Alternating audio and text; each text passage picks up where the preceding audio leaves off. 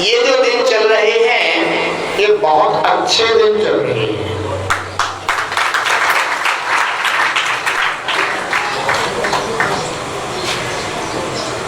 ऐसा कौन सा दिन है जो अच्छा नहीं होता? वो बातें कर लगे कि तुम अच्छा काम नहीं करो तो तुम्हारा दिन बुरा हो जाता है, लेकिन हर दिन अपने जीवन में अच्छा दिन बन करके आता है। वही सूर्य का प्रकाश आपके लिए प्राप्त होता है, वही शुद्ध वायु आपके लिए प्राप्त होती है, वही 24 घंटे आपके लिए प्राप्त होते हैं, लेकिन तुम उनका उपयोग इस रूप में कर रहे हो, यह तुम्हारे ऊपर डिपेंड करता है। यदि तुम अच्छा करोगे तो दिन अच्छा हो जाएगा, और अगर तुम बुरा करोगे तो दिन तुम्हारे लिए बुरा हो जाएगा।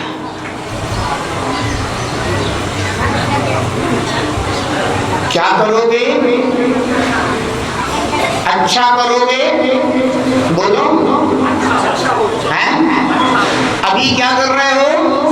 अच्छा कर रहे हो, इसीलिए तो अच्छा लग रहा है। बंदो ध्यान रखना, ये वो दिन है जिन दिनों में बंदो धर्म की शुरुआत होती है। पता है आपको? अपन ये भाद्रपद के जो दशलक्षण पर्व हैं, इन्हें अपन इतने उत्साह के साथ क्यों मनाते हैं? इसलिए मनाते हैं कि जब सृष्टि प्रारंभ होती है तो बंधु इन दिनों में स्वधर्म आदि जो इंद्र होते हैं वे सब इस धरा पर आते हैं, और धरा पर आकर के खूब धर्म ध्यान करते हैं, धर्म का उत्सव मनाते हैं, धर्म का महोत्सव मनाते हैं। क्योंकि जब आप लोगों को शायद ये पता ही होगा कि इस अवसर्पणी काल के बाद अंतिम दिनों में क्या होगा? 49 दिनों में इस धरती से पूर्ण रूप से धर्म नष्ट भ्रष्ट हो जाएगा। इसके बाद फिर 49 दिन बाद फिर से बंधुओं जब सुवृष्टियां होती हैं और उसके बाद जब धर्म की शुरुआत होती है बंधुओं, तो वो यही दिन आ जाते हैं बंधुओं, भाद्रपद शुक्ला पंचमी का दिन आ जाता है, और स्वधर्म आदि इंद्र आकर के यहाँ पर इन 10 दिनों में महाउत्सव मनाते हैं। यही कारण है कि भाद्रपद के दिनों में हम भी दशलक्षण और पूरे उत्साह के साथ मनाया करते हैं। बहुत अच्छे दिन चल रहे हैं, लेकिन तुम चाहोगे तो इन दिनों को और भी अच्छा बना सकते हो। हैं? कैसे? एक धर्म के दिन अपने परिणामों को निर्मल करके, अपने आचरण को अच्छा बना करके। आज आपके आचरण को अच्छा बनाने के लिए 7 दिन तो निकल चुके हैं और 8वां दिन आ गया है। 2 दिन और शेष हैं, और इसके बाद फिर क्या ऐसे अच्छे दिन आएंगे? हैं? बोलो, अरे जोर से बोला करो। आएंगे? बहुत बढ़िया, अच्छा लगा मुझको। तो इसके बाद भी क्या अच्छे दिन आएंगे? कब आएंगे? 20 तारीख से आएंगे। बंधुओं, जो उत्सव हम आज मना रहे हैं, ये तो उत्सव मना रहे हैं। 20 तारीख से हम बंधुओं इसी धरा पर स्वधर्मादीन बन करके महोत्सव मनाएंगे। हमारे टीकमगढ़ के स्वधर्म आए हुए अभय कुमार जी, इन्होंने पूजन प्रशिक्षण शिविर में एक सुयोग पाया। कायगा स्वधर्म इंद्र बनने का सुयोग पाया इन्होंने। और देखो आज भी क्या योग बैठा है इनके साथ, कि घूम कर करके जो है आज के दिन ही यहाँ गुरु चरणों में दर्शन करने के लिए आए। इन्होंने पूजन प्रशिक्षण शिविर में स्वधर्म इंद्र बनने का सुयोग पाया, और उसी के साथ साथ वहां पर बंधुओं पंचकर्म प्रतिष्ठा महोत्सव की तैयारियां भी चल रही थी, यानी वो आयोजन भी आगे आने वाला था। और जिस समय पूजन प्रशिक्षण शिविर की संपन्नता हुई और बंधुओं अभय जी ने ये भावना भाई गुरु चरणों में आकर के, तो गुरुदेव आज हम पूजन करके सौधर्म इंद्र बने हैं। जिस समय पंचकर्म प्रतिष्ठा महोत्सव होगा, चाहे कुछ भी करना पड़े, मैं सौधर्म इंद्र बन करके सौभाग्य प्राप्त करूंगा। और बंधुओं, ऐसी उनकी इनकी भावना, ऐसी उस की भावना, इनकी त्याग की जो भावना आत्मा में आई, तो चाहे कुछ भी हो जाए, जो भी त्याग करना पड़े, मैं त्याग करूंगा, लेकिन ऐसा महापात्र बनने का सौभाग्य प्राप्त करूंगा। और बंधुओं, उस दिन की भावना जो गुरु चरणों में और प्रभु के चरणों में भाई जी, जिस समय पंच कल्याण प्रतिष्ठा महामहोत्सव की बोलियां हुई, तो बंधुओं वो सौभाग्य भी अभय कुमार जी ने प्राप्त किया। बंधुओं, जिसने त्याग की महिमा को जान लिया है, जिसने त्याग धर्म की महिमा को समझ लिया है, बंधुओं, त्यागना तो सब कुछ है, हाँ? लेकिन त्यागने में तो बहुत अंतर होता है। त्यागा हुआ तो वापिस आता है, लेकिन छोड़ा हुआ नष्ट हो जाता है। छोड़ करके जाओगे कि त्याग करके जाओगे? क्या करोगे? बहुत सारे दुनिया में ऐसे हैं कि जो छोड़ करके जाना पड़ता है, जाते नहीं है, जाने को तैयार नहीं है, लेकिन जाना पड़ता है। क्यों? क्योंकि सबने सुना है इस धरा का इस धरा पर सब धरा रह जाएगा। बंधुओं, तो एक दिन ऐसा आएगा कि छोड़ करके जाना पड़ेगा। अरे छोड़ करके जाना पड़े, इससे अच्छा है तो उत्तम त्याग धर्म के जरिए भावना कर लेना कि मैं छोड़ करके नहीं जाऊंगा, मैं त्याग करके जाऊंगा। और त्याग कैसे किया जाता है?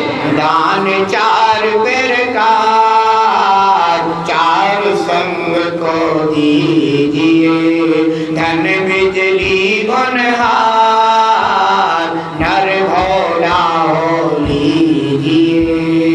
क्या कहा कि नर भाव लाहो लीजिए। लाहो माने लाभ, नर भाव का लाभ लीजिए। अगर नर भाव पाया है तो नर भाव का भी लाभ लो। किससे? जो धन कमाया है उससे। कैसा है धन? धन बिजली होनहार। कैसा है धन? बिजली चमकती है क्या? बरसात में आप लोगों ने बिजली चमकते हुए देखा है? देखा है ना? बिजली चमकी और चमकते ही नष्ट हो जाती है। ऐसे बंधुओं, ये धन पुण्य से प्राप्त होता है, और पुण्य से प्राप्त हुआ धन कैसा होता है? बिजली की चमक की तरह होता है। बंधुओं, जैसे बिजली चमक करके समाप्त हो जाती है, ऐसे ही धन भी प्राप्त हो करके यहीं पर छूट जाता है। इसलिए नर भाव का लाभ क्या है कि दान चार प्रकार और चार संघ को, ये बंधु धन की महिमा है, धन का लाभ है। आज उत्तम त्याग धर्म का दिन है, इसलिए अपना अपना मानस ऐसा बना करके बैठना कि आज मुझे अपनी शक्ति के अनुसार त्याग करना ही करना है। एक संस्कार आत्मा में लाना है, जो त्याग का संस्कार बंधु हमें परभव में प्राप्त होता है। एक बात और ध्यान रखना बंधु, कई बार मैं देखता हूँ कि अनेकों आयोजन होते हैं, और उन आयोजनों में वैसे पात्र तो देखो सभी होते हैं। मैं एक बात बताऊं, तुमने जिस कुल में जन्म लिया है ना, तुमने जिस घर में जन्म लिया है, बस उस घर में जन्म लेते ही तुम पात्र बन जाते हो। क्या? जिस घर में तुमने जन्म लिया है, उस घर में जन्म लेना ही तुम्हारी क्या है? पात्रता है। बंधु मैं ये कह दूं, देवेंद्र नगर में जितने भी परिवार हैं बंधु, जितने भी परिवार हैं, सभी परिवार सच्चे जैन भगवान की आराधना के पात्र हैं। कोई भी परिवार ऐसा नहीं बंधु जो पात्र ना हो। पात्र सभी हैं, लेकिन पात्र में भी कोई विशेष पात्र होते हैं। कौन होते हैं? पात्र में भी विशेष पात्र होते हैं। स्वर्ग में चार निकाय के देव होते हैं, और अगर यूं देखेंगे वैमानिक देवों में भी देखें तो सौधर्मिंद से लेकर के बंधु सर्वार्थ सिद्धि तक के जितने भी देवगण होते हैं वे सब देव कैसे होते हैं, पात्र होते हैं, लेकिन सब पात्रों में भी कोई कोई विशेष पात्र होता है। क्या इतने पात्रों में कितने होंगे, कितने देवगण होंगे, बोलो कितने होंगे? बंधु जितने मनुष्य नहीं है असंख्यात। कितने हैं? वर्तमान में इतनी पॉपुलेशन है 7 अरब। कितनी है?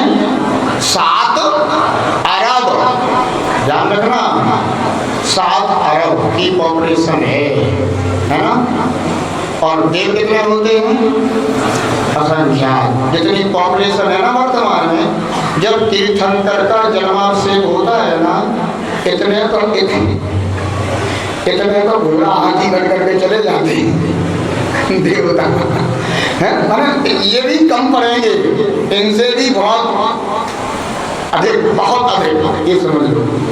तो इतने अधिक देवों का बंधुओं परिवार होने के बाद भी, असंख्यात देवी देवता होने के बाद भी, उनमें भी यानी उन सब पात्रों में भी विशेष पात्र कौन होता है? सौधर्म इंद्र होता कि नहीं होता है? उसे ये सौभाग्य मिलता है। ध्यान रखना,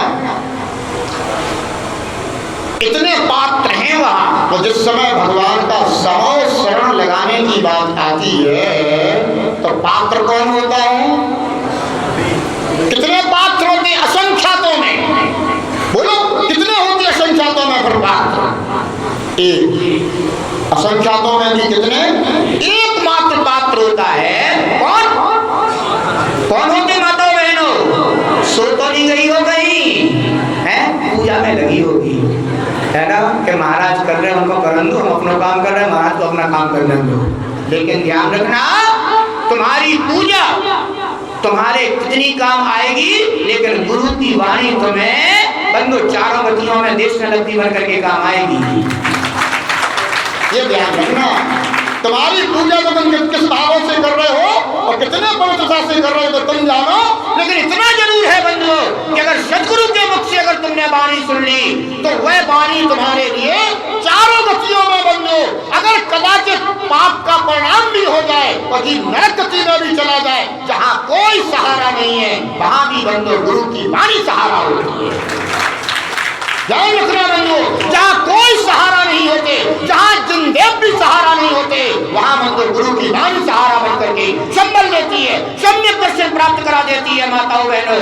और उस सम्यक दर्शन के द्वारा वह जीव वहां से ऊपर करके आता है और बंधु उत्तम गति को प्राप्त कर लेता है। इसलिए ध्यान रखना, असंख्यात देवी देवताओं के बीच में भी कुबेर बनने का सौभाग्य कौन प्राप्त करता है? कितने जीवों को प्राप्त होता है? एक,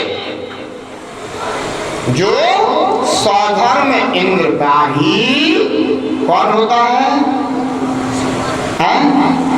उनका जो यक्ष कुबेर होता है बंधु, उसे ये सौभाग्य प्राप्त होता है, बाकी किसी को प्राप्त नहीं होता। ध्यान रखना,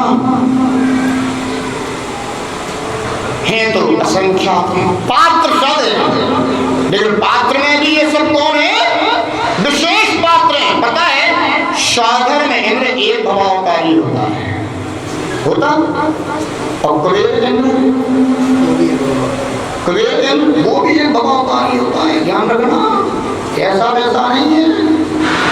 कुबेर भी क्या करता है? दक्षिणांग कहलाता है। कुबेर कहा जाता है, नहीं कुबेर कहा जाता है महान पुरुषार्थ प्राप्त किया एक भाव में निर्वाण को प्राप्त होता है। ध्यान रखना, और अगर कोई सौधर्म में इंद्र बन गया तो उनकी श्रीमती कौन बन जाती है? पति माताओं बहनों को पता है क्या है? कौन बन जाती है वे? सची। ध्यान रखना, तुम माँ बन गई हो तो बहुत अच्छी बात है, दादी बन गई हो तो भी बहुत अच्छी बात है, लेकिन एक बार अपने जीवन में सची जरूर बन जाना। क्यों? क्योंकि सौधर्म इंद्र तो जब निर्वाण प्राप्त करेगा स्त्री पर्याय का अगर सबसे बड़ा बंधु सौभाग्य है, मैं बता दूं, यूं तो हर जगह स्त्री को क्या कहा जाता है, आगे कहेंगे अभी, है ना, आ जाएगा आगे भी कहने में कि दुष्बेल नारी संसार में दुष्बेल नारी तज गए जोगीश्वरा, ये सब कहने में आएंगे, सब तुम्हारी महिमा है। लेकिन माताओं बहनों, अगर कहीं तुम्हारी सबसे बड़ी महिमा है तो बंधु सची बनने में। कहा? सची बनने में तुम्हारी सबसे बड़ी महिमा है। क्यों? क्योंकि जिस समय तुम सची बन जाती हो, सौधर्म में इंद्र रह जाता है 40 मील सची। कितनी है? और अभी जनसंख्या कितनी है? अभी 7 अरब और 40 मील सची एक सौधर्म इंद्र के काल में बंधु निर्वाण को प्राप्त हो जाती है। यानी सची पर्याय में तीर्थंकर का महामहोत्सव मनाती है, अपने कर्मों की निर्जरा करती है और वहां से आकर के मनुष्य पर्याय में श्रेष्ठ कुल में जन्म लेकर के निर्ग्रंथ में दीक्षा अंगीकार करके चरम शरीरी होकर के बंधु उसी पर्याय से तपस्या करके निर्वाण को प्राप्त कर लेती है। सौधर्म इंद्र आए थे, कह रहे थे सची का भी गुरुदेव नमोस्तु। मैंने कहा आशीर्वाद है, उसमें महान सौभाग्य प्राप्त किया हुआ है। तुम तो जब जाओगे तब जाओगे, वो पहले ही चली जाएगी। बंधुओं ये ध्यान रखना, ये कोई ऐसे वैसे पद नहीं होते, ये कोई सामान्य पद नहीं होते हैं बंधुओं, ये बहुत विशिष्ट पद होते हैं। मनुष्य पर्याय का इंद्र कौन है? बोलो। चक्रवर्ती। मनुष्य पर्याय में, मनुष्य गति में अगर सबसे बड़ा मनुष्य यानी इंद्र जो कहलाता है, वो कौन कहलाता है?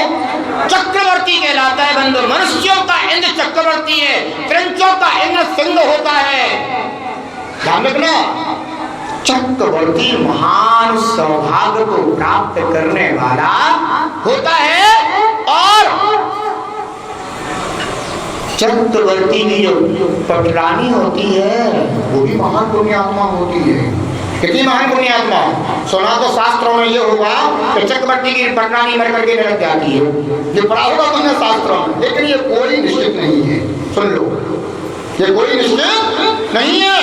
ऐसे भी चक्रवर्ती होते हैं बंधुओं कि जिनकी पटरानी बंधुओं तीर्थंकर को पैदा करती है। सुन लो, तीर्थंकर को पैदा करती है और बंधुओं तीर्थंकर को पैदा करके वह भी आगामी पर्याय में निर्वाण को प्राप्त कर लेती है, नरक नहीं जाती।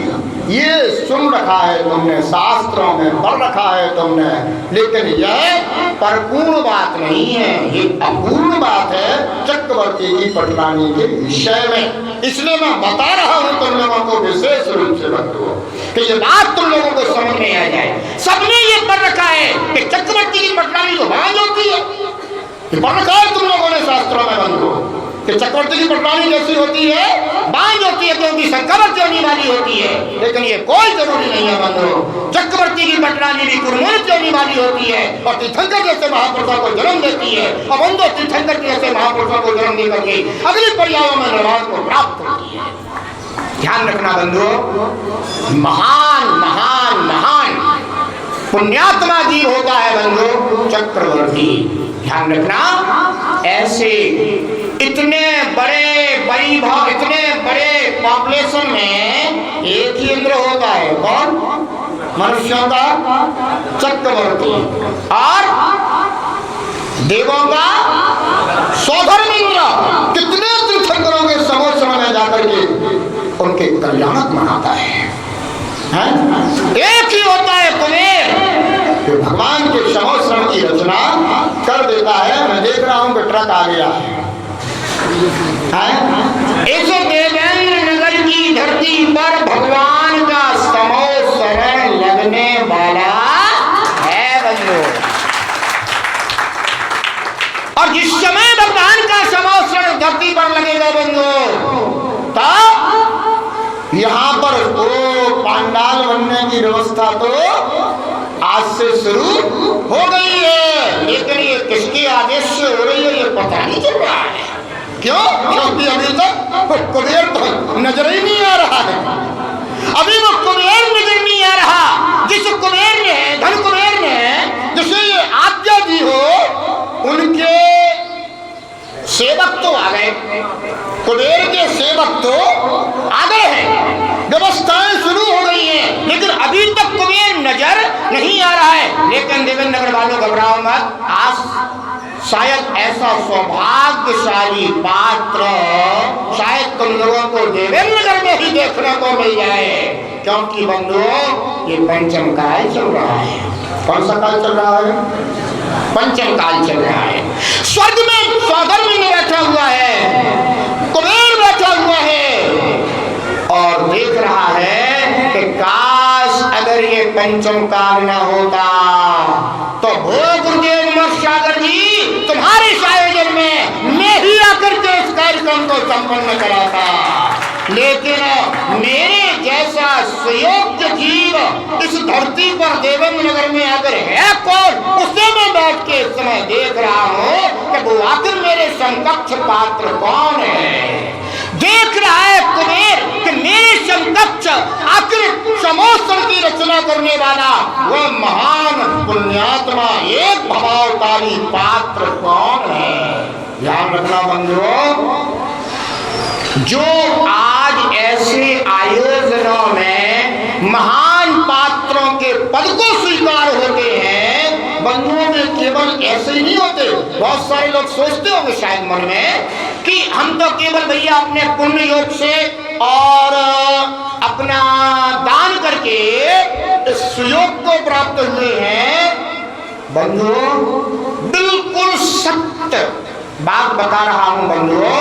पृथ्वीपुर में पंचकल्याणक हुआ था और जब पृथ्वीपुर में पंचकल्याणक हुआ तो वहां पर एक व्यवस्थापक थे जो बहुत आगे थे, हर कार्य में आगे थे और उन्होंने बहुत मेहनत करके बंधुओं उस पंचोत्सव महामहोत्सव की संपन्नता के लिए प्रयास और पुरुषार्थ किया था बंधुओं। उनका नाम था चंद्र प्रकाश वकील साहब। पूरा पंचकल्याण चल रहा था, यथायोग उन्होंने भी दान भी किया था और जिस समय भगवान का निर्वाण कल्याणक हुआ तो निर्वाण कल्याणक के दिन उन्होंने एक बोली ले ली कि जब भगवान का वो संस्कार किया जाता है ना तो मुकुट में अग्नि लगा करके भगवान की पवित्र देह का संस्कार करने का सौभाग्य आता है, वो सौभाग्य उनको प्राप्त हो गया। हमने भी सोचा कि अरे आज तो वकील साहब ने भी जो है ना वैसे तो पीछे से प्रतिमा भी स्थापित कर सब कुछ, लेकिन उस दिन का उनको मंच पर हमने देखा कि अरे आज तो वकील साहब भी मंच पे बढ़िया सजे धजे बैठे हैं। उन्होंने वो संस्कार पाया बंधु, ठीक है संस्कार हो गया, आई गई बात वही जाती है बंधु। बहुत समय के बाद में आहार जी आया था। आहार जी के बाद एक सौभाग्य की बातें हैं, सब अपने अपने पुण्य की बातें होती हैं बंधुओं। मुझे एक बात की जानकारी मिली कि वही वकील साहब जिन्होंने ये संस्कार विधि करी थी बंधुओं, वही वकील साहब ऐरावत क्षेत्र के जो 10वें तीर्थंकर होंगे गायक भगवान बंधु, उनके निर्वाण के संस्कार विधि करने का सौभाग्य उसी जीव को प्राप्त होने वाला है। ध्यान रखना बंधुओं, ये जो पात्र बनकर के सौभाग्य प्राप्त किया जाता है ये कोई सामान्य जीवों को प्राप्त नहीं होता, ये वो विशिष्ट पात्र होते हैं जो विशिष्ट पात्र आज यहाँ स्थापना निश्चय करते हैं और कल के लिए ऐसा पुण्य लेकर के जाते हैं तो उनका पुण्य ने बंधु सौभाग्य को प्राप्त करा देता है। ध्यान रखना बंधुओं, कहने का तात्पर्य है कि आज उत्तम त्याग धर्म का दिन है और ऐसे उत्तम त्याग धर्म के दिन हमें अपनी अपनी उस पात्रता को जगाना है जो पात्र बंधु हजारों लाखों के बीच में कोई एक होता है, संख्यात असंख्यातों के बीच में कोई एक होता है। ऐसा सौभाग्य आपके जीवन में जरूर आए। आज उत्तम त्याग धर्म का दिन है। दान 4 प्रकार 4 संघ को दीजिए बंधुओं। एक बेचारा भिखारी था, गरीब था, दरिद्र था और अपने जीवन का निर्वाह जैसे तैसे किया करता था, अपने परिवार का भरण पोषण जैसे तैसे किया करता था। एक दिन उसे स्वप्न आया तो तेरी किस्मत खुलने वाली है, तेरा भाग्योदय होने वाला है। उसको स्वप्न आया, उस सुबह सुबह का स्वप्न था। एकदम से हड़बड़ा करके उठा, अरे हमारे लिए ऐसा सौभाग्य आने वाला है और वो भी ब्रह्ममुहूर्त में स्वप्न आया है।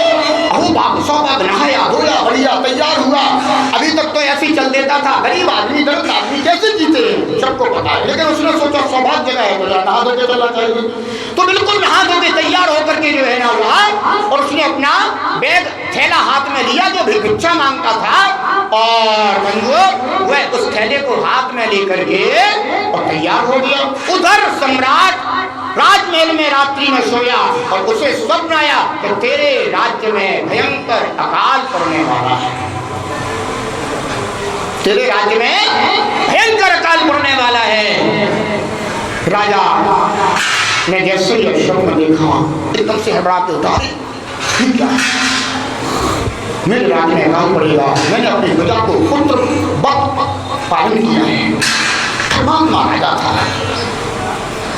इतना चिंतित हुआ बंधु कि मेरे रहते हुए और मैं अपनी प्रजा को इतना दुखी देखूं ये संभव नहीं है। तुरंत उसने निमित्त ज्ञानी को बुलाया और बुला करके उसे अपना स्वप्न बताया। निमित्त ज्ञानी ने कहा, राजन आपने जो स्वप्न देखा है यह स्वप्न बिल्कुल सत्य है, इसमें कोई असत्य नहीं है, ये स्वप्न सत्य है, आपके नगर में भयंकर काल पड़ेगा। लेकिन सम्राट ने कहा कुछ उपाय तो बताओ। बंधुओं, पुरुषार्थ करने से बड़ी बड़ी बाधाएं टल जाती हैं, ध्यान रखना। पुरुषार्थ करने से, प्रयास करने से बहुत बड़ी बड़ी बाधाएं टल जाती हैं। और जैसे उसने निमित्त ज्ञानी से पूछा तो निमित्त ज्ञानी ने बताया कि राजन एक उपाय है। बोले क्या? आज आप बोले सुबह सुबह रथ पे सवार होकर के जाइए, आज तक आपने कभी किसी के सामने हाथ नीचा नहीं किया, लेकिन अगर आप अपनी प्रजा की रक्षा करना चाहते हो तो बंदो हाथ नीचा करने में भी कोई शर्मिंदगी की बात नहीं है। बंधुओं, कभी देख लेना समाज के बंधुओं अध्यक्ष मंत्री आदि बड़े बड़े प्रतिनिधि होते हैं समिति में, भले ही उन्होंने कभी बंधुओं दूसरों के सामने कभी अपना हाथ नीचा ना किया हो, लेकिन समाज की प्रतिष्ठा के लिए, समाज के सम्मान के लिए, समाज के गौरव के लिए बंधुओं वे भी अपना हाथ नीचा करने में कभी लज्जित नहीं होते, शर्मिंदित नहीं होते। क्यों? क्योंकि वे अपनी समाज को सम्मिलित होकर के एक साथ एक सूत्र में बांध करके ले जाना चाहते हैं। बंधुओं ये उनका बहुत बड़ा गौरव होता है। सम्राट ने कहा इसमें कोई परेशानी की बात नहीं है, अगर मैं अपनी प्रजा की रक्षा करने के लिए अगर हाथ भी फैलाना का अवसर आ जाए तो मैं फैलाऊंगा। निमित्त ज्ञानी ने कहा कि आज आप सुबह सुबह जाइए और जो भी पहला व्यक्ति तुम्हारे लिए मिल जाए बस उसके सामने जाकर के अपने हाथ फैला देना और जो तुझे बच्चा में मिल जाए, भीख में जो मिल जाए उसे ला करके अपने राजकोषागार में रख देना। तुम्हारा ये बंधु ये जो बहुत बड़ा दुष्काल आने वाला है, ये दुष्काल तुम्हारा टल जाएगा। बंधुओं, राजा था, धर्मात्मा राजा था, वह तुरंत ही अपने रथ पर सवार होता है, भगवान का नाम स्मरण करता है और भगवान का नाम लेता हुआ वह आगे बढ़ता है। क्यों? क्योंकि बंधुओं जिसका कोई नहीं उसका तो, जिसका कोई नहीं होता है बंधुओं उसका भगवान होता है। ध्यान रखना, जिसका परमात्मा होता है, उसका प्रभु होता है, वह राजा चल दिया रथ पर सवार होकर के और उधर से वह भिखारी चल दिया तैयार होकर के कि आज तो मेरा सौभाग्य खुलने वाला है। बढ़िया हाथ में थैला लेकर के मस्ती की चाल चलता हुआ जा रहा था तो सामने से उसने देखा कि अरे कोई रथ पर सवार हो गया है। भिखारी ने सोचा कि सचमुच प्रभु तुम देता है तो छप्पर फाड़ के देता है और लेता है तो जमीन उखाड़ के लेता है। ध्यान रखना बंधु, पुण्य कर्म का उदय आएगा तो छप्पर फाड़ के मिलेगा और कर्म का अवसर आएगा तो जमीन में से भी उखाड़ के ले जाएगा। तुम कितना भी जमा कर लेना बंधु, तुम अगर जमीन के अंदर भी गाड़ करके भी रख दो तो भी बंधु वो बचने वाला नहीं है। वह भिखारी सोचता है कि अरे सामने से कोई दिव्य मनुष्य आ रहा है, जरूर मेरा आज सौभाग्य मिलने वाला है, वो चीज मुझे मिलने वाली है जो आज तक मुझे नसीब नहीं हुई। और जब पास आया तो उसने देखा राजा सामने से फोन आ रहा है, महाराजा आज तो मेरा सचमुच सौभाग्य करने वाला है। और जैसे ही भिखारी ने अपना थैला मेला गला ठीक तरह से संभाल के कर लिया, क्योंकि राजा अब उससे कुछ ना कुछ तो भेंट में देगा। और इधर उसने देखा कि रथ आकर के खड़ा हो गया। उसने कहा बिल्कुल पक्की ना, पक्की ना। रथ खड़ा हुआ, सम्राट रथ से नीचे उतरा। भिखारी के सामने सम्राट बंगो पहली बार बूढ़ी हड़बड़ाया हुआ था कि पता नहीं कैसे मैं संभाल पाऊंगा, जब राजा जी देंगे मुझे तो कैसे संभाल पाऊंगा मैं। बहुत हिम्मत करके जो है तैयार होकर खड़ा हो गया। राजा जी उसकी ओर आ रहे हैं, वो खड़ा है। बंधुओं दुनिया में अन्यथा ऐसा कभी नहीं होता है। प्यासा कुएं के पास तो जाता है, लेकिन कभी कुआं प्यासे के पास नहीं जाता। ध्यान रखना बंधुओं। लेकिन सौभाग्य जब जगता है ना, जब सौभाग्य जगता है तो ऐसा भी हो जाता है।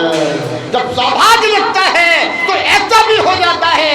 जब सौभाग्य जगता है तो देवन नगर जैसे प्यासे लोगों के पास सतगुरु जैसे कूप चल करके भी आ जाते हैं।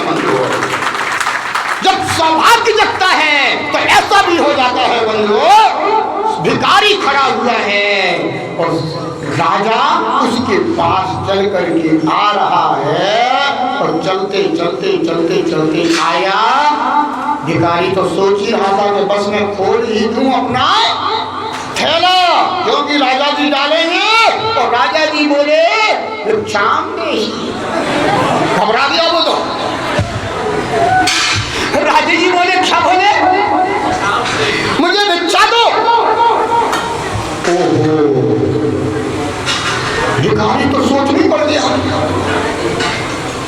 जिसने अपने जीवन में कभी दिया ना हो, उसे देने का दिन आ जाए।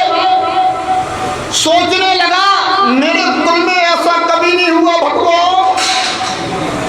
जिस दिन कहां से दिखा दिया, तुमने तो कहा था कि सौभाग्य जगेगा। ये सौभाग्य की क्या है समझ नहीं पा रहा हूं प्रभु, क्या करूं? मन ही मन सोच रहा था। इतने में राजा ने फिर कहा भिक्षाम देहि। अब राजा के सामने भिखारी क्या करे? थोड़े से दाने अपने थैले में डाल करके गया था, क्योंकि बंधु भिखारी भी बहुत समझदार होते हैं। अगर कहीं पल्ला फैला देना, खाली पल्ला नहीं फैलाते। 2-4 पैसे तो सिक्के बिक्के डाल ही देते हैं कि कम से कम लोग देखेंगे तो, क्योंकि वे जानते हैं पैसा पैसे को खींचता है। ध्यान रखना मत। हाँ, बहुत कुशल होते हैं वो, तुम जानते हैं। तो उसने क्या किया, तो थैले में 1-2 मुट्ठी अनाज डाल करके दिया था। तो उसने कहा देना तो पड़ेगा, राजा जी को मना तो कर नहीं सकते हैं। तो उसने बहुत मन को भारी करके हाथ डाला थैले के अंदर और मुट्ठी भर ली। और मुट्ठी भरने के बाद उसने राजा जी को 1 मुट्ठी अन्न देना चाहा, तभी उसकी बुद्धि चल गई। बंधु एक बात ध्यान रखना, दान में बुद्धि चले अच्छी बात है, लेकिन दान बढ़े उसमें बुद्धि चले तो अच्छी बात है, और दान घटे इसमें बुद्धि चले तो खोटी बात है। ध्यान रखना। उसकी बुद्धि लेकिन कहां से? वो भिखारी था। उसने सोचा कि मैं 1 मुट्ठी दान दे दूंगा क्या? तो उसने अपना अंगूठा चलाना शुरू किया मुट्ठी के अंदर। और जब मुट्ठी के अंदर बंधु जी अंगूठा चल जाए ना, बहुत खतरनाक है अंगूठा, बहुत खतरनाक है अंगूठा, है ना। इतना खतरनाक है कि दूसरों को दिखा दो तो लड़ाई झगड़ा हो जाए, उपद्रव करा दे, मुट्ठी के अंदर चल जाए तो बंधुओं, लेकिन इस अंगूठी के बिना ये चारों उंगलियां बेकार हैं। ध्यान रखना, अगर ये अंगूठा नहीं हो ना इस हाथ में तो इन 4 उंगलियों से तुम कुछ नहीं कर सकते। नोट किससे गिनोगे? इसी से गिनोगे ना। बहुत बहुत बहुत महत्व का है। द्रोण ने भी एकलव्य से मांगा तो क्या मांगा? और कुछ नहीं मांगा। बोले बात दे दे, बोले क्या दे दूं? बोले बस यही दे दे, ये दिखा दे दो उसको। बंधुओं ये बहुत महत्वकारी है, ध्यान रखना। उसने क्या किया? अंगूठा चलाया, और अंगूठा चलाते चलाते चलाते चलाते आधी मुट्ठी अनाज रह गया तो निकालना चाहा। जैसे उसका हाथ थैले के बीच में आया तो बोला आधी मुट्ठी देगा? तेरे कुलवंश में कभी दिया गया है क्या? तेरे कुलवंश की यह मर्यादा है कि बस दूसरों से लेते जाओ लेते जाओ लेते जाओ, लेकिन कभी किसी को देना, यही तेरे कुलवंश की मर्यादा है। लेकिन आज तो मर्यादा के बाहर का काम हो रहा है। सोच रहा था आखिरकार सोच सोच में किसका था गया और बंधु 4 दाने उसके हाथ में रह गए और बड़े भारी मन से उसने 4 दाने राजा जी के हाथ में दे दिए। राजा जी ने उसे प्रणाम किया। बंधुओं, क्योंकि देने वाला हमेशा महान होता है। बंधुओं, राजा जी ने उसे प्रणाम किया। सोचने लगा कि मैं तो सोच रहा था कि कुछ और दे दोगे, लेकिन तुम तो हमको प्रणाम करके जा रहे हो। चलो मेरा इतना तो सौभाग्य है। तो बंधु राजा जी अपने 4 दाने लेकर के रथ पर सवार होकर के और चले गए। देखता रहा, खड़ा खड़ा दूर उड़ती हुई देखता रहा। नगर में घूमा। बंधुओं, रोज की अपेक्षा उसे भिक्षा में बहुत कुछ प्राप्त हुआ, बहुत धन प्राप्त हुआ उसे। एक थैले नहीं, उसके 2-2, 3-3 थैले भर गए बंधुओं। और जब वह लौट करके आया तो श्रीमती जी ने देखा कि अरे आज रोज तो एक थैला भी ढंग से नहीं भर पाता था, आज 2-2, 3-3 थैले लाद के ला रहे हो। लगता है आज तुम्हारा महान कोई दानी पुण्यात्मा जी तुम्हें मिल गया होगा। पत्नी उससे इतने मीठे मीठे वचन बोल रही, लेकिन उसकी शक्ल में तो 12 बज रहे थे। ना कोई खुशी, ना कोई प्रसन्नता, ना कोई भावना। क्यों? सोच रहा था कि सब कुछ मिल गया, लेकिन कुलवंश के बाहर की बात हो गई। मेरे कुल की मर्यादा नहीं थी किसी को देना, ध्यान रखना। लेकिन आज तो लगता है तो चलो उसी सोचना पड़ा हुआ था। और इधर जैसे ही बंधु पत्नी ने कहा चलो आओ बैठो, नहाओ धो, तैयार हो, भोजन तैयार है, भोजन कर लो। पत्नी पात्र में आई, पात्र में लाकर के उसने धान को मिलना शुरू कर दिया। और जैसे ही बंधु जिस थैले में से उसने बंधुओं ने 4 दाने निकाल करके दिए थे, जैसे वह थैला उड़ेला गया तो उस थैले में कुछ दाने चमकते हुए दिखाई दिए। पत्नी ने देखा कि अरे ये चमकते हुए दाने। उसने एक दाना उठाया, पति को दिखाया, ये किसने दिया? बोले ये तो बहुत चमक रहा है, ये पता नहीं किसने दिया। अब तो वो खुश हो गया, बोले सोचने लगा कि अरे लगता है कि भगवान ने कहा था कि तेरा सौभाग्य जगेगा, अवश्य सौभाग्य जग रहा है। उसने एक दाना देखा और उसने उसमें से देखा, दूसरा दाना मिल गया और देखा, तीसरा दाना मिल गया और देखा, चौथा दाना मिल गया और देखा, एक भी नहीं मिला, 4 दाने मिल गए। वह भिखारी मन में सोचने लगा धिक्कार है, पागल तुझे धिक्कार है। अगर आज तूने राजा जी को 1 मुट्ठी दाने दे दिए होते तो तेरे थैले में भी 1 मुट्ठी दाने हो जाते। तूने 4 दाने दिए, इसलिए तुझे 4 दाने सोने के मिल गए। बंधुओं, ध्यान रखना, दान 4 प्रकार 4 संग को। अगर कोई श्रावक दान देता है बंधु तो तुमने आज अनाज दिया तो वह अनाज ही बंधु सोने का हो जाता है, तुम्हें वापस लौट करके मिलता है। इसलिए आज उत्तम त्याग धर्म के दिन क्या करना है, क्या करना है, लोभ करना है कि दान करना है, त्याग करना है। ध्यान रखना बंधुओं, आज उत्तम त्याग धर्म का दिन है। दान में और त्याग में अंतर होता है। दान वस्तु का दिया जाता है और त्याग लोभ आदि भावों का किया जाता है। इसलिए आज दोनों काम कर लेना। राग द्वेष मोह लोभ ये जो भाव होते हैं इनका त्याग किया जाता है, क्योंकि इन्हें किसी को दिया नहीं जाता बंधुओं। और दान दूसरों को दिया जाता है। दान हमेशा स्वापर उपकारी होता है, उसे दान कहते हैं। और राग द्वेष आदि क्रोध आदि मान आदि भाव है, लोभ आदि भाव, इनका क्या किया जाता है, त्याग किया जाता है। आज के दिन आप लोग भी अवश्य ही त्याग करें और दान करें और अपने जीवन को सार्थक करें। सौभाग्य जागा है आपके लिए आज के दिन कि आज आनंद महामहोत्सव में पात्र बनने वालों को खोजा जाएगा, है ना। तो जिनकी खोज है उस खोज में कौन विशेष है, कौन कितना पुण्य लिए बैठे हैं बंधुओं। कभी धन नहीं दिया जाता, पुण्य लगाया जाता है। क्या लगाया जाता है, ध्यान रखना बंधु। देखने में लगता है कि धन दिया जा रहा है, धन नहीं जाता, पुण्य जाता है बंधु। और धन नहीं आता, पुण्य ही चौगुना होकर के लौट करके आ जाया करता है। इसलिए सभी को ध्यान रखना है। आज अपनी अपनी पात्रता जरूर जगाना। पात्र बने, सुपात्र बने, श्रेष्ठ पात्र बने और श्रेष्ठ पात्र बन करिए अपने जीवन को अच्छा उत्सव और महोत्सव में बनाए। देखना है कि यहाँ पर अब कौन ऐसे पात्र बन करके इस भगवत आयोजन शरण की रचना यहाँ पर करता है।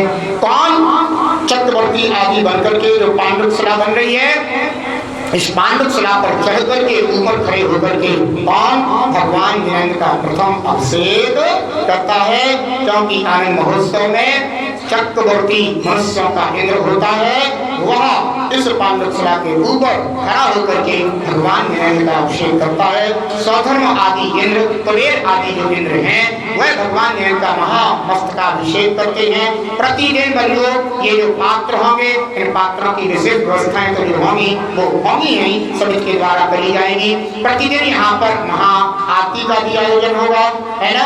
और भी अनेकों जो सौभाग्य हैं वो अपने लिए प्राप्त होंगे। आनंद महोत्सव का आनंद सभी लोग लें, पात्र ही बने और पात्रों में भी विशेष पात्र बनने का सौभाग्य प्राप्त करें। जय बोलिए खजराट श्री शांतिनाथ भगवान की। करो धर्म अनुराग करो, भैया उत्तम त्याग करो। करो धर्म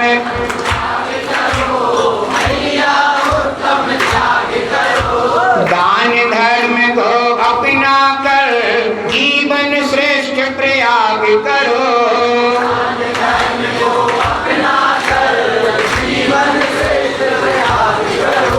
त्यागी की महिमा हो, त्यागी की महिमा क्यों लोग सुनाए रे। जीवन है पानी की बूंद कब मिट जाए रे। जीवन है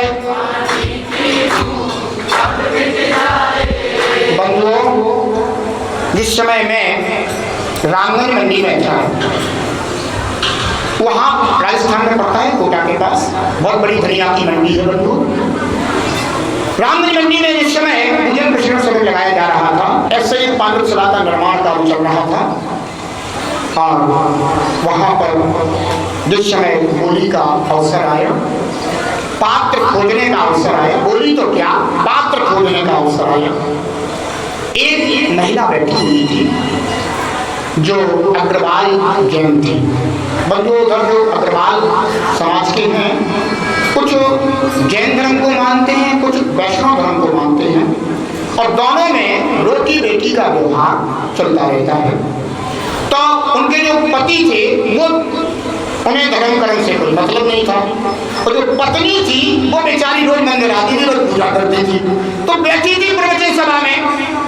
और जिस समय पांडुशिला की बोली का अवसर आया तो उसने हिम्मत करके बंधु पहली बार अपने जीवन में पहली बार हिम्मत करके उसने पांडुशिला के लिए है ना उसका उद्घाटन करने की बोली लगा।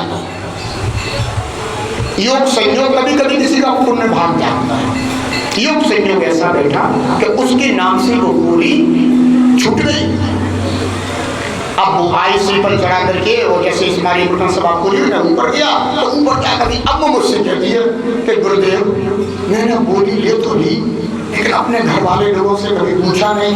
और वो लोग पता नहीं अब मंदिर भी नहीं आते हैं, भगवान मैं ही हूँ तो मैं मंदिर आती हूँ, अब उन्हें पता नहीं। मैंने कहा चिंता मत कर, बस आशीर्वाद है मेरा, और ये कह देना तुम अपने घर जा करके कि गुरुदेव ने तुम्हें बुलाया है, बस इतना कह दियो तुम। बोली ठीक है। घर गई, अपने पति से जाकर के कहती है, अभी वो लोग होकर के गए हैं यहाँ पर, अपने पति से कहती है कि आज ऐसा ऐसा हो रहा था, एक धर्म का कार्य हो रहा था, उसमें मैंने भी जो है ना इतने इतने हजार की जो है ना ये बोली ले ली है। तो अब वो भी कोई ऐसे वैसे तो थे नहीं, अच्छे बढ़िया फोटा स्टार का काम होता था। तो उन्होंने कहा कि ठीक है कोई बात नहीं, तुमने कोई गलत कार्य थोड़ी ना किया है, बहुत अच्छा कार्य कर, अच्छा कार्य किया। उसको तो बहुत खुशी हुई। वो फिर बोली वो क्या है कि और तो सब ठीक है, वो गुरुदेव ने तुम्हें बुलाया है। बोले बस यही तो गड़बड़ है, अब तूने मुझे फंसाना शुरू किया ना। तो बोले लेकिन अब गुरुदेव ने कहा है तो चलना तो पड़ेगा। तो बोले ऐसे समय पर ले चलना जब मंदिर में कोई ना हो। तो बोले एक काम करना कि तुम 2:30 बजे चलना, उस समय कोई नहीं रहता है, गुरुदेव अकेले में लगी कमरे में। बोले ठीक है। अब आए दोनों मियाँ बीवी, बीवी आगे आगे और श्रीमान जी पीछे पीछे आए। हमने तो पहचानता नहीं था, तो वो उसने आते ही कहा धीरे से गुरुदेव यही है। हमने अच्छा बैठ जाओ, बैठ गए दोनों लोग। हमने पूछा नहीं हाँ क्या नाम है तुम्हारा, इंद्रों में का नाम। अच्छा बहुत अच्छा।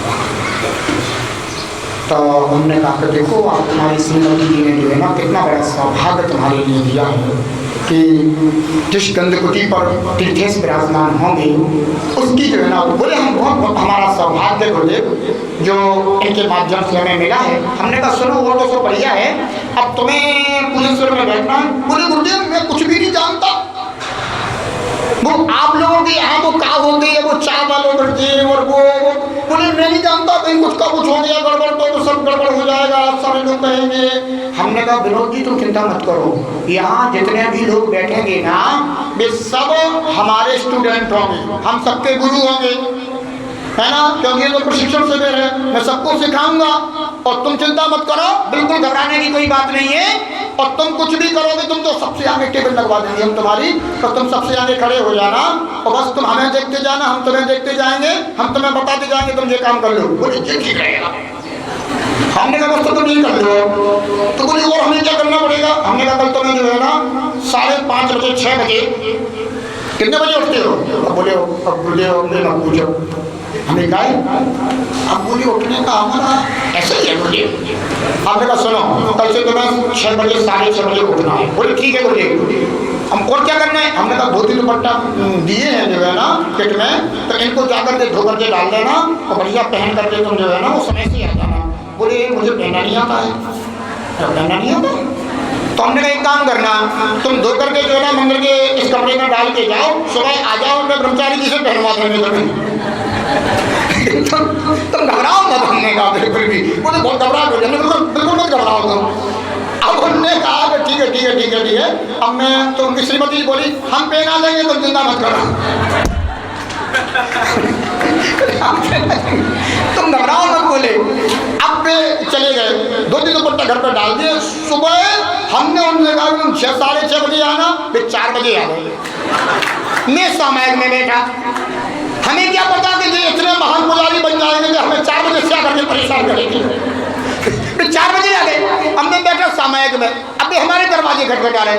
हमने कहा 4 बजे कौन सा परमात्मा जी बात है भैया, यहाँ तो कोई नहीं आता। अब वो लगे खटखटाने, गुरुदेव गुरुदेव गुरुदेव। हमने कहा ये भगवान, हमने कहा ये पहला भक्त यही आ गया। हमने सोचा कि अभी तो हल्ला कर रहा है, तो मैं भैया उठा, मैंने दरवाजे खोल दिया, वो आकर के अंदर बैठ गए, मैं अपनी सामान कर दिया, वो हमको देखते रहे। हाँ जी आशीर्वाद है भैया। तो अब वो बैठ गए, मैं भी जो है ना अपने आराम से सामायिक करता रहा। जब मेरी सामायिक हो गई, हमने कहा तुम 4 बजे आ गए। बोले गुरुदेव कल से जब से आपने कहा है नींद नहीं आई, मैं यही लगा कि कब धोती दुपट्टा पहनो और पहुंच जाए। हमने कहा चलो अच्छी बात है, और हमने कहा कि बस मेरा आशीर्वाद है और तुम घबराना मत। बस बंधुओं, कभी कभी बंधुओं देखो, अच्छे भाव से अगर कोई आराधना करी जाए ना, तो अपने न जाने कैसे कैसे बिगड़े काम, हम बता रहे हैं कैसे कैसे बिगड़े काम अपने बन जाते हैं। कोटा स्टोन की खदान थी, उसका बड़ा व्यापार था। तो 2 दिन उसने क्या करी, भगवान निरंजन की भाव पूर्वक पूजा करी। पूजन करते करते में ही उसके पास एक मोबाइल आया, फोन आया उसके पास, और फोन पर आया कि सुनो मित्तल जी, आप जो है ना, आपके साथ जो हमें कुछ आपका जो देना था ना, करीब 12 लाख रुपए उसके जो है ना किसी एक व्यापारी के साथ फंस गए थे, और बहुत समय से फंसे थे। उसने भी ये सोच लिया था कि अब ये हमारे नहीं मिलना है, तो वो भूल ही चुका था एक प्रकार से। उसके पास फोन आया कि सुनो भैया मित्तल जी, अब हम आपके लिए जो है ना अपने 2 डंपर भेज रहे हैं आपके यहाँ पे, और इन 2 डंपरों से तुम समझ लो कि तुम्हारे हमने पैसे दे दिए। उसने कहा बड़ा सौभाग्य जागा मेरा, जैसे पूजन हुई दौड़ा दौड़ा मेरे पास आया, बोला गुरुदेव भगवान की पूजा करने का ऐसा भी फल होता है क्या? हमने कहा बेटा सब फल होते हैं भगवान की पूजा करने से। बोले गुरुदेव जो जिसके लिए मैं भूल चुका था, जिसके लिए मैंने छोड़ दिया था कि अब इस व्यापारी से मुझे ये नहीं मिलेगा, मुझे साल भर भूले हो गई थी, वो बोले पूजन में उसका फोन आ गया। वो कहता है कि मैं 2 डंपर भेज रहा हूँ गुरुदेव, मेरा तो बड़ा सौभाग्य लग गया। मैंने कहा कि जब 2 दिन की पूजा का 2 डंपर फल है, तो तुम 10 दिन पूजा करोगे तो क्या मिलेगा बेटा? बंधुओं, कहने का तात्पर्य है भगवान की आराधना अगर सच्चे हृदय से की जाए, सच्चे दिल से की जाए, तो बंधु बहुत कुछ सौभाग्य लग जाता है। और अगर बंधु अच्छा मन ना हो और पूजा करते भी रहो, तो भी बंधु कुछ नहीं मिलता। आनंद महोत्सव में सबको अच्छे मन से भगवान की आराधना करनी है, उपासना करनी है, और बंधु अपनी पर्याय को भी सुधारना है और बिगड़े कामों को भी बनाना है। सबके लिए बहुत बहुत मंगल आशीर्वाद है। सभी के जीवन में सुख शांति और समृद्धि हो, इसी भावना के साथ जय बोलिए उत्तम त्याग धर्म की। ओम ह्रीं उत्तम त्याग धर्मांगाय नमः। ओम ह्रीं उत्तम त्याग धर्मांगाय नमः। ओम ह्रीं उत्तम त्याग धर्मांगाय नमः। जय बोलिए उत्तम त्याग धर्म की। आज का नियम है कि जितने भी पुजारी गण हैं, जिन्होंने अभी तक अपने अपने नाम नहीं नोट कराए हैं, आज का नियम है कि सभी को आज ही अपने अपने नाम नोट करा देना है, और आनंद महोत्सव में आप लोगों को बैठना है। आज का यही नियम है, जो यहाँ है उनके लिए भी और जो नहीं है उनके लिए भी ध्यान रखना, बता देना।